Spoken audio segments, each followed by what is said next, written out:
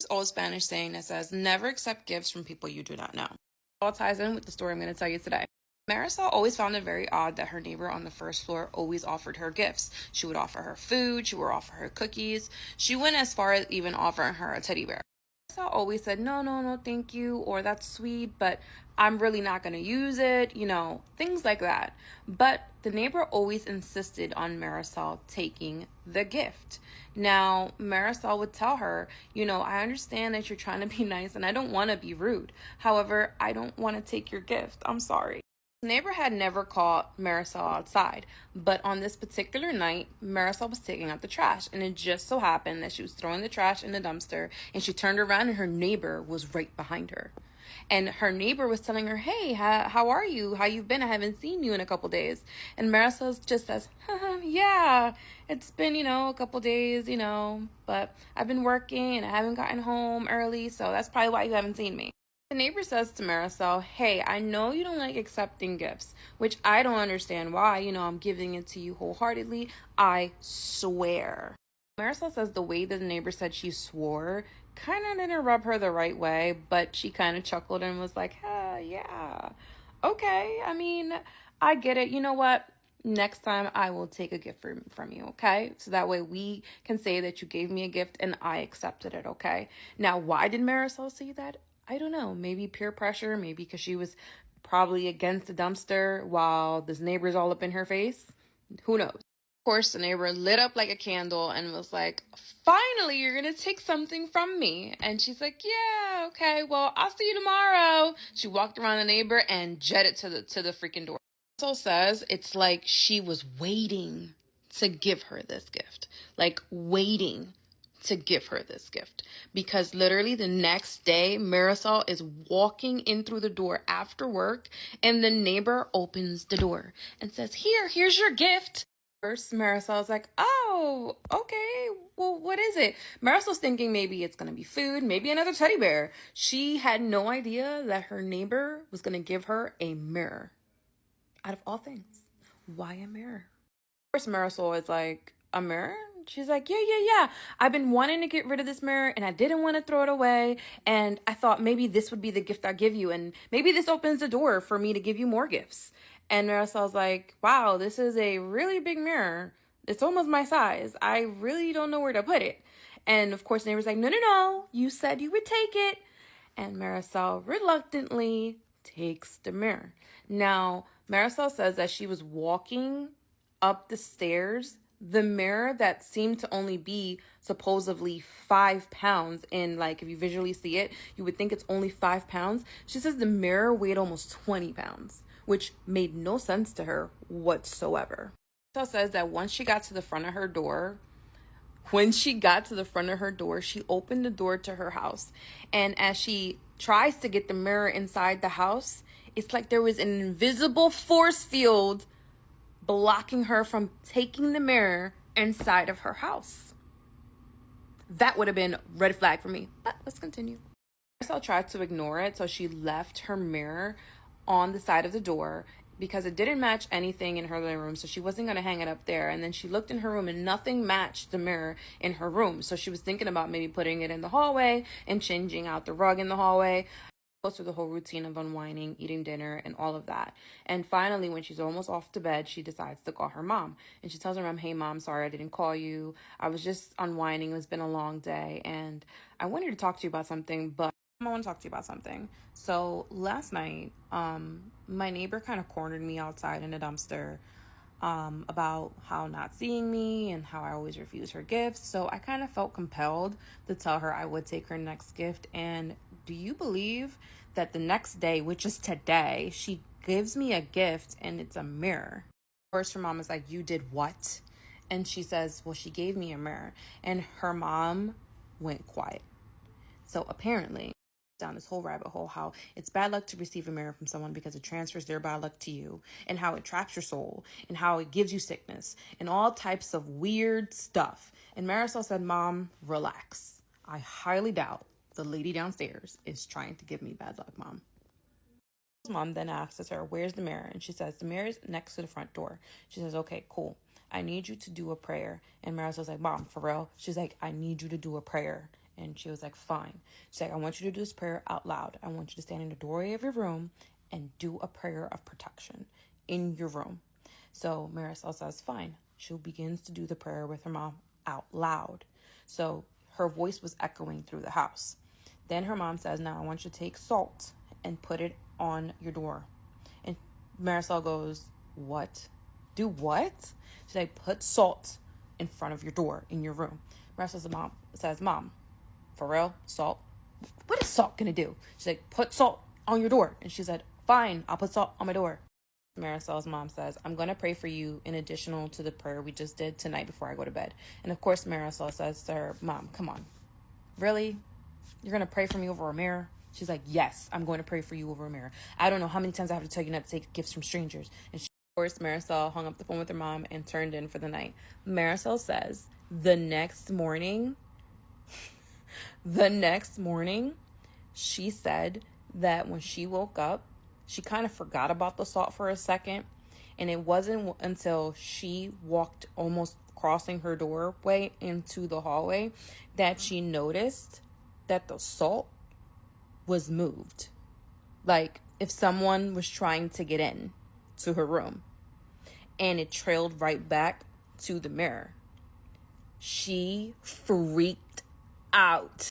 Marisol says, thank God that she only has a first floor in her apartment, because if this was a 2-floor place, she would have never realized the trail would have went back to the mirror. But she said that she had put a lot of salt down because that's what her mother told her to do. And the salt went right back into the mirror, like towards the mirror. In front of the mirror is where the salt stopped. Marisol said that she tossed that mirror into the trash can so fast that morning. She went outside in her PJs. She wasn't playing. Can you believe Marisol tells me that the neighbor never spoke to her again? What do you guys think that was? And what do you think the neighbor was trying to do? Like, was it bad luck? What was she trying to do? Like, I don't understand what was happening, but thank God for Marisol's mom. That's all I gotta say. You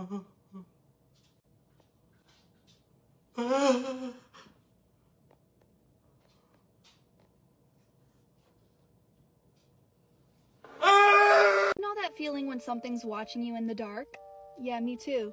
I ignored it till the night I heard it breathing in my face. What happened after still haunts me. Still. Okay, so this is day 4 of my paranormal experiences. So now we're gonna fast forward. I was 20 years old when this one happened. So back when my ex and I were living in for 3 months, we lived in one of my friend's garages. Well, technically I did, because he fucking left me there for 3 months. So when he came back, he had an apartment. You're welcome, bitch. When we finally got the apartment, things were already weird. And with this ex, my mom always warned me, like, he's the devil. He's the devil. And I'm like, whatever, mom, you know, type shit. But she was right. So one night when we were in the apartment, I was having a sleepless night. Okay, I could not fall asleep for the life of me. This one night, I was just laying there, wide awake in the dark, because we had to sleep in pitch black darkness. I mean, even if the little red light on the TV when the TV's off was on, bitch, we had to cover it with tape. Okay, we needed total darkness. And of course, I was trying not to think too much, you know, because I'm an overthinker. But suddenly, I heard something fall off the computer desk across the room. Realistically, it shouldn't have been that scary, but something about it when I heard it just gave me this sick fucking feeling. My heart started racing, and I pulled my blanket up thinking maybe I would just drift off that way. But then out of nowhere, I started hearing breathing. This heavy, raspy breathing right outside of my blanket. And it wasn't just one breath. No, not just one. Can never be just one. It kept going. Like slow, tortured breathing, bitch. Right next to my face, circling around the fucking bed, okay? I held my breath, and I tried so hard to just be calm, bitch. You're just an insomniac crazy bitch. But no, I'm not. Ha! No, I'm not. It just kept getting louder and closer. Of course. My body was frozen in fear, bitch. I could not get up. I could not move. Okay? I was paralyzed. and I'm fully awake. This isn't the sleep paralysis, okay? And then my ex started like stirring and, you know, switching over, changing positions, whatever the fuck. And I watched him slowly sit up, as if he had felt something too, you know, make sure I'm not crazy. Suddenly, he tossed his side of the blanket off, and I'm talking like fast as fuck, like type shit. Probably had to go to the bathroom, you know, I've done that before, sure. Remember, I can't see anything. So I felt him get off the bed, and I'm assuming he was walking to go to the bathroom, okay? Assuming. But then he never made it to the bathroom in the room. He like stood still somewhere, and then he fucking screamed. And I'm talking a horrible scream. Not a normal scream. I've never heard this man scream. I'd screaming at me, and it was not that kind of scream. It was raw. It was a very raw scream, like he was scared. He rushed back on the bed so fucking fast. Low-key shaking, bro. He was low-key shaking. And so I start shaking, and I start crying, because I'm like, what the fuck is going on? And he says to me, look towards the bathroom. Bitch, my head, I was so scared. I was like, why? And so I look, right? I'm like, and there she was. It was a little fucking girl, bro. Sitting on the floor. It's pitch black. It's pitch black. Why can we see this? You know what I mean? Why can we see this little girl? Both of us see this little girl just sitting crisscross right in front of where the bathroom door is. Bitch, he took off and turned the fucking light on. And we're both looking at each other like, what the fuck? And so I asked him, I was like, what did she look like to you? And then I'll tell you what she looked like to me. So he said, it was a young girl sitting crisscross. She had this old school, like, you know what like little girls wear back in the old day with like the puffy sleeves and like the long dress, and it was black and white. I saw the same shit, okay? Not to mention, you could see her fucking face in the dark. I mean, her face, bitch, she looked so sad, and I felt bad, but I was terrified. I also told him that before any of that happened, that I heard breathing in my face. Then he decides to tell me that I'm insane. What the fuck? Things got so tense between us. And like, don't get me wrong, like, obviously things were always tense with us. But after we both saw this little girl, and then I tell him I heard breathing, it's like he flipped a switch and he wasn't himself, which he never really was with me. I don't know why. Things got so tense between us, bro. I mean, we would fight. And we fought before, but the fighting was so intense. It was like my Bible app just texted me and told me the verse of the day is that God is always on time. Amen. I don't know. It was like the next night we got into this huge argument. And to the point where he was like, I'm just going to sleep in the living room. You can sleep in the room. And I was like, okay, good. So sleeping in the room, I shut the door. And again, I couldn't fall asleep. And this would be the first time I ever experienced sleep paralysis. And if you haven't experienced sleep paralysis, consider yourself blessed and lucky, bitch. Because it is something you don't ever want to fucking experience, okay? I woke up this night, okay? When I was finally able to fall asleep, I woke up. And I went to check on my phone what time it was, except I couldn't fucking move. Bitch. Feeling like you can't physically move. I was trying with everything in me to move my body, and I could not. It was like I was being pinned the fuck down. Like, I couldn't even move my head. I couldn't move my fingers. All I could move were my eyes. So I am literally just like, what the fuck is going on? Right after that, I got this heavy feeling on my chest as if somebody was fucking sitting on top of me. It was so hard for me to breathe. Chills, of course. And I was terrified. I closed my eyes and I was like, you're dreaming, bitch. And then I woke, I was not fucking dreaming. Okay, I could not fucking move. I tried to scream. Nothing was coming out. I literally looked like a crazy bitch, okay? I was literally like...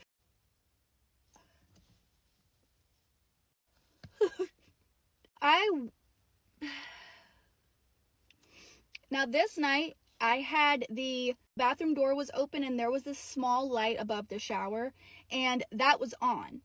I was able to see around the room slightly. Well, when I decided to look in the corner of the room by the door, there was a black figure, tall ass black figure. And I kid you not, this shit, it was like the outline of a human and horns. And I know that is so hard to fucking believe, but God,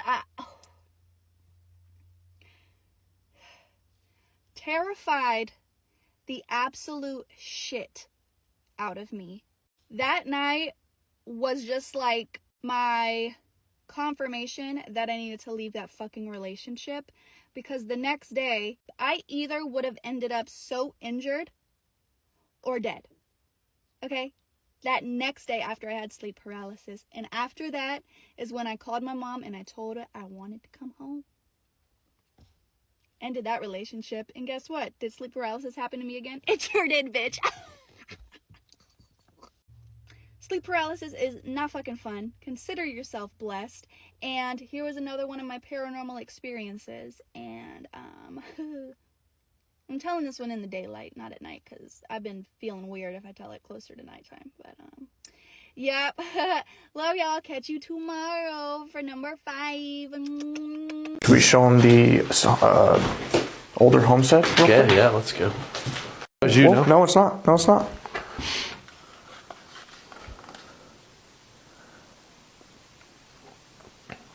Was that you? Yeah, that's on either side. It went to both. Yeah.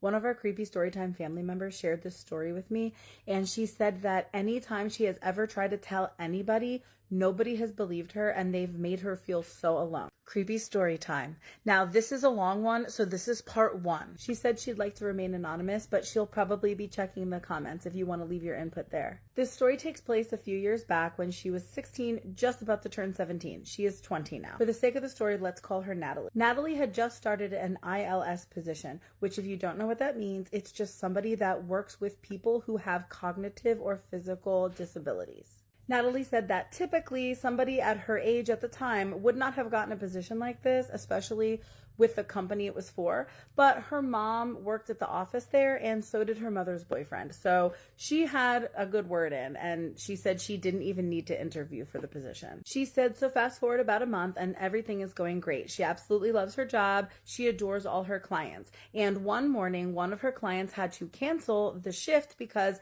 of illness or something. So in order to keep her hours, she reported it, and she was given another client for that day, someone she had never worked for before. Natalie read the specific documentation. For the story's sake, we'll call this girl Sarah. And she came to find out that Sarah has autism. So she arrives at Sarah's house, knocks on the door, and goes inside. She says that Sarah was very sweet, but she did note that something felt very off. She had matted hair, her clothes were stained and tattered, and she said there was a very strong smell of dead animal. So she said she nicely and briefly suggested that maybe they could work together to clean her up a little bit. And then she even went on to explain the importance of cleanliness so as to avoid sickness or infection. So Sarah just looks at Natalie dead in the face and says, "He won't let me."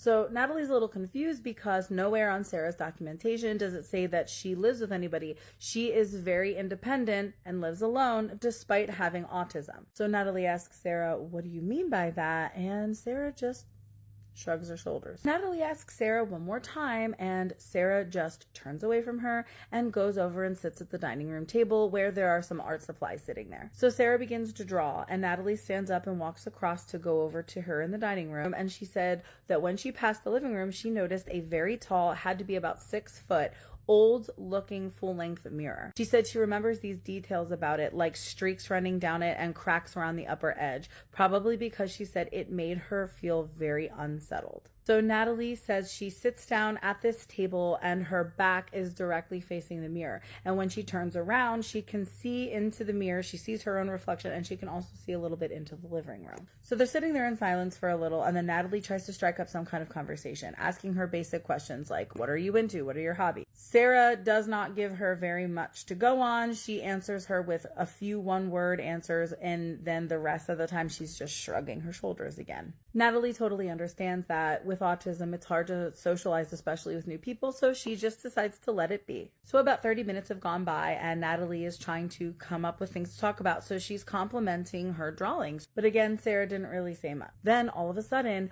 the temperature in the room dropped. She said it felt like all the windows were open on a cold winter day, and none of the windows were open. She asked Sarah, hey, do you want me to turn on the heat since it's so cold in here? And Sarah replied, I need it cold. Natalie was like, all right, and she left it at that. Then Natalie notices Sarah aggressively flips the page in her drawing book and starts scribbling down an image, and it starts to look like she's drawing a cross. Natalie almost wanted to ask her if she was religious, but she knew that would be inappropriate to ask, and she didn't want her to feel uncomfortable, so she just asked, what are you drawing? Sarah just smiled wide without looking up and just replied, it's a cross. But Natalie noticed that Sarah drew it upside down. So Natalie said, I think you might have it drawn the wrong way. See, like this. And she holds up her necklace that she was wearing of a cross. Sarah looks up and her face drops. And she just says, you shouldn't have that in here. Natalie asks, why not? And then she replies, he doesn't like it.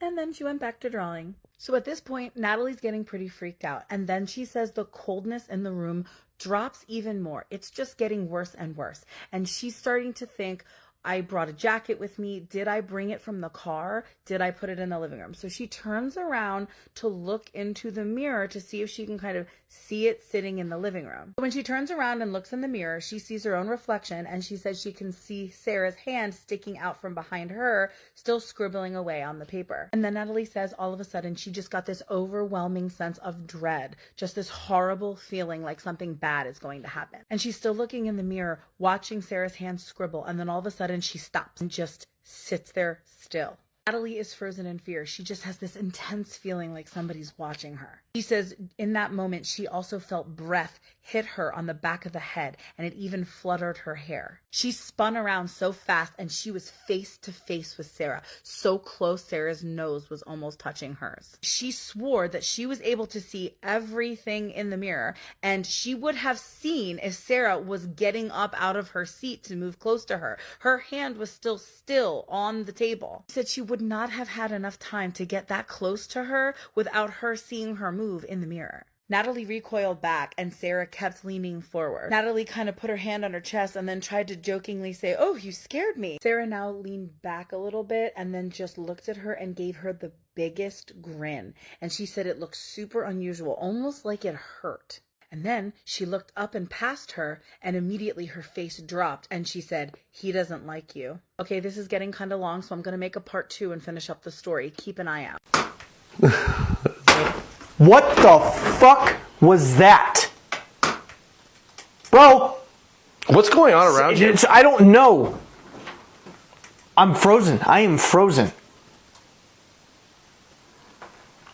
Did the window Sean. break? It's about my grandmother's house, which is an old Danish Baroque manor. Danish, the Netherlands. Denmark. Who speaks Danish? Danish is the official language of Denmark. Yeah. Yeah. Not Netherlands. That's Dutch. We're learning. Nicholas's grandma has an old Danish Baroque manor, similar looking to Anthony House in Cornwall, for reference, where they shot Alice in Wonderland. I will not dox myself and my grandmother and actually say the name of the house. Here's my story. A little background. I come from a landed gentry family in Denmark, as we are noble descendants of Christopher II, Oh my King God. of Denmark. What? He had an illegitimate son whom my family stems from, so we are a side piece family lineage, which is always a good icebreaker. It always brings some funny looks when it's mentioned, but we take great pride in our family history. And with this lineage, a manor estate has been with us for generations. That's so good. And was acquired in the late 17th century. Wow. My grandmother, the matriarch of our family, is the current owner. We often joke that she was the Dowager Countess of Grantham, as if she was in charge of Downton Abbey. Nevertheless, this story starts back in 2011, at least for me, as I was 9 years old, and I had my first encounter. My mum and I had recently moved to a nearby town of my grandmother's home. as my parents had decided to split. With this brought some emotionally interesting time for me. I'm a natural ginger and had lived some years abroad in the UK and Hong Kong, so my Danish was sort of interesting and I therefore became an easy target for bullying. Oh. So my mum took me out of school for a month, and during that time I stayed with my grandmother and late step-grandfather a lot. The two of them had shaped my life in many positive ways, and they helped me to get back on my feet at a vulnerable time. It also brought ease upon my mum, as it was not easy to see her child being made fun of, and having just moved, settling in, and also working a 9 to 5, my mum wasn't able to be home with me all the time. So many days were spent at the manor, and we even started a new family dinner tradition, which we still do every week to this day. But during the time at my grandmother's, I encountered something which apparently has been with our family for many generations, and I was the latest to encounter it. When staying over at my grandmother's, I would sleep in my own room, as I was old enough not to stay beside my grandparents' bed, even though the dark always frightened me. Kind of like dark waters, I don't like being able to see what's around me. But I was a big boy and slept by myself. That might have been a mistake. One night, when I had to use the loo, sometime in the night, I was walking down one of our long corridors, which passed by the main staircase. The staircase leads down to the parlour room, and also the front entrance, and from the entrance, I heard a slight scratching sound, almost like a tree branch.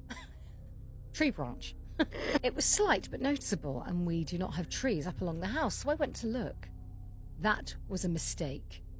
Tiptoeing down the staircase, I peeked the corner to the front door, which for reference is an oakwood framed door with large window panes in it, stained glass which you can't quite see through, only shadows or outlines, but an outline I did see. From outside the door stood this tall, darkened figure. No. Only ever so slightly lit up by the moonlight. My perception as a 9-year-old might have been off, but I swear it was roughly 2 meters, and the scratching was coming from the front door, like a nail tapping on the glass. I was frozen with shock and completely frightened, not knowing if it had seen me or not, but the tapping stopped. The outline of the figure kind of shifted, but before I could comprehend what it might be, I was swung around by my shoulders and met by the face of my grandmother. She looked worried, but hid it with a slight smile, as if she was nervous but didn't want to show me any fear. She simply asked if I'd gotten up to use the loo, and I nodded my head without saying a word. She took my hand, and upstairs we went, but not without the peeking towards the front door where the outline had vanished, though I could hear something outside stepping or walking on the pebbles of the driveway. Back to bed I went, and nothing more came of it. The next morning, I was awakened by the smell of bacon, eggs, and toast. Oh, lovely. As my step-grandfather used to make the most yummy breakfasts, and I would run down the corridor to the morning room and greet them. This is like something out of like a historical novel. Yeah. Yummy. Yummy breakfast in the manor pantry parlour room. My grandmother looked at me like nothing had happened that night, and my step-grandfather was just starting to read his morning newspaper. Oblivious, to say the least. Weird, I thought, but the day passed, and I came to forget it all. A couple of years later, I was 13. I was obsessed with horses and gotten my own little pony named Tarzan. He still had some jumps and kicks in him, and as I was new to riding, he was a good starting point. He was at my grandmother's due to her having a stable, where some other horses were stationed, as locals could rent a stable box for their horses if they did not have space themselves. But I often stood for dinner time and made sure new hay was ready for their sleep. Now, here in Denmark, around the end of September, the sun starts to go down quite early. So when dinner time came, it was pitch black outside. The stable was not far from the house. A simple walk down the driveway and to the right it stands between some large oaks. The stable is an old building too, maybe built around 1930, with a large gathering hall in the centre and 2 corridors, one each side of the hall, with the horses' stables running along them. But there's also 2 sliding barn doors on each side of the hall, so tractors and other vehicles can pass through, but one is usually closed at all times. From outside, I heard some loud neighing. Usually the horses were talkative, but only when someone was in there with them. And when I walked in, after opening the barn door towards the house, I noticed that the other one was slightly open. The one towards the large farming buildings and the large oak forest thereafter. It was just about open to the point that a slim person could walk through, but no more. When I stood kind of befuddled, the neighing had stopped, and an eerie feeling came over me. I could hear hoofs, ever so slight on the concrete floor to my left. Sound came in pairs. Not from 4 hoofs. I was terrified to look to my left, but from a darkened corridor, I saw a figure. Oh. Tall and dark, furry looking, and 2 glowing eyes like a cat's in the dark. So I bolted from the barn and towards the house, but I remembered I had locked the front door. The only door I knew was open was to the kitchen quarters, so I ran. The fastest I've ever run. I ran to the side of the house, jumped the 4 steps down to the servant's door and closed it shut behind me, locked it with haste and held my breath. All I heard from behind me was running on the pebbles, and I couldn't look back. I was in complete darkness and it was quiet, but then it came. I could hear scratching on the servant's door. It was just on the other side. As I was pressed up against the door, waiting for something or someone to try and push it in, it just didn't happen, just the scratching sound. I must have stood there for ages, but it stopped. And when it did, I ran through the basement, up the stairs to the dining room when I ran into my grandmother setting up the dinnerware. She must have seen the fright on my face because she immediately came to me and asked what had happened, so I told her. She was mortified, but not shocked. She knew what I was talking about and explained to me that it is something that lives in the woods. Oh dear. Something old, which had been coming from the woods for ages, scaring many of my now gone relatives, but never claimed anyone, only animals. And all I can describe it as is a skinny-legged furry figure with long nails, bright white eyes, and almost human-shaped, but no human's that hairy. It's like a mutated humanoid creature from nightmares, walking on hind legs like a messed-up dog-human thing, to say the least. My grandmother, while explaining the story to me, asked if I had smelled iron. When I was in the stable, I hadn't noticed it at first, but yeah, I had smelled iron when I was in the stable. It's killed something, she said. We did not go into the stable until the morning after. I didn't sleep a wink, but with my step-grandfather holding my hand as I was still frightened, we 3 checked on the horses and they were fine. But a lamb was lying mutilated on the concrete floor, possibly coming from a neighbouring farm. Almost as if it had shown off its skills to the horses, hence their distress and neighing the evening prior. It wanted to show dominance, and that's the only way I can explain it. Since that evening, I haven't seen it again. I've only heard it, and sometimes I've smelt the faint smell of iron. We don't have horses anymore, or other animals, simply for their safety, which might have helped keep it at bay and away from prey, as the manor has otherwise been a seat farm for many decades, producing animals and crops for the local community. The last time I had an encounter of sorts was last Wednesday on the 22nd of October, 2025. We were having our weekly dinner when my mum and aunt had left to go home before me, as I now live by myself, so I was the last to go. Staying another hour, talking with my grandmother and enjoying our time, I started to turn my nose home as well. And as I stood in the driveway at my car, I could smell it. Iron. I looked at my grandmother standing at the top of the front door waving goodbye, but I nodded my head sideways towards the stable, said nothing. She nodded back, as we have come to not speak when we know it's near. I waved goodbye and I drove off. That's the story, and we have yet to have further developments from the furry thing from the forest, but it still lurks every so often. And to note, my grandmother is completely safe. Never once has it tried to enter the home. It's only scratched slightly at the doors, and from my grandmother's knowledge of our relatives, it's not tried to enter in the decades or even centuries prior. She's lived her whole life there and has only encountered it herself when in the woods or around the stable. Anyway, I hope you guys liked my spooky and very much real story. I'm not a religious person, but paranormal activities do pique my interest, as well as folklore, and growing up in Denmark, Nordic folklore and mythology is taught from a young age here. I do believe it is something which cannot be easily explained, but nothing more than